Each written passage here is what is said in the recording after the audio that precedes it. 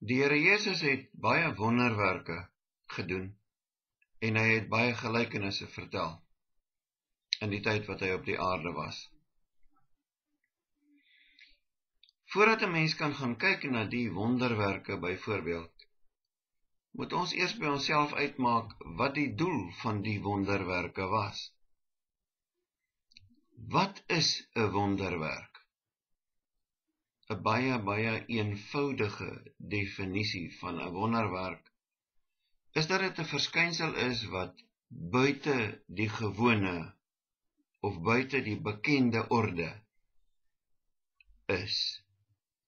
Iets wat gebeur anders as wat ons ken as normaal of natuurlik. Wanneer die Here Jesus dus wonderwerke gedoen het, het hy geopenbaar dat hy as God kan ingryp in enige reël. Hy kan reëls verander as hy wil, selfs teen die gang van die natuur in. En soms het hy die gang van die natuur op 'n baie besondere manier gebruik. Kom ons sê dit anders. Die Here Jesus se wonderwerke toon sy krag waar dit vir 'n gewone mens onmoontlik is om in te gryp.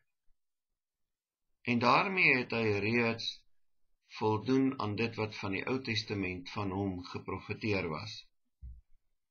Die wonders het altyd die liefde en die baie groot genade van die Here Jesus Christus vir mense geopenbaar. Hy is nie net bewoë oor mense nie. Sy bewoonheid het hy omskep in baie spesiale dade, wanneer hy die nood van mense op een of ander manier verlig het of weggeneem het.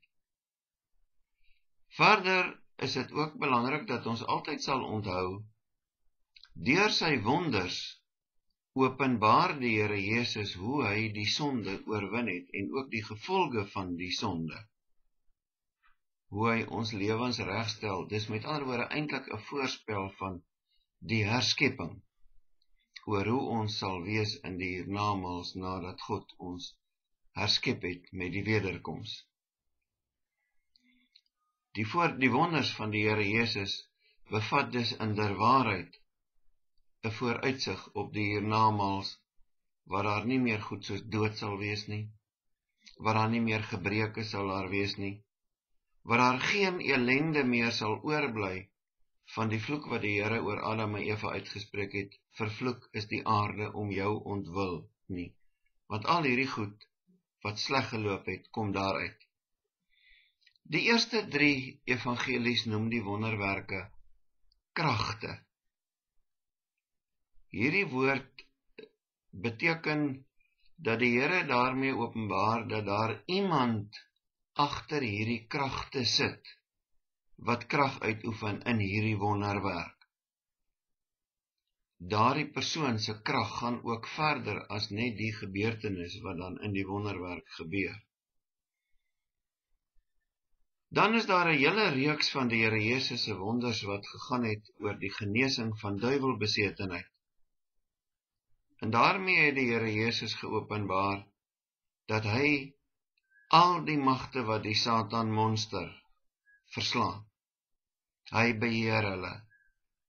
Al neem die Satan van 'n mens besit op so 'n manier dat daardie mens willoos word, 'n willose werktuig deur die duiwel, ruk die Here Jesus hierdie mens uit die duiwel se hande uit, deur ook die duiwel of duiwels, soos in die geval van die besetene van Gadara, uit hierdie mens uit te dryf.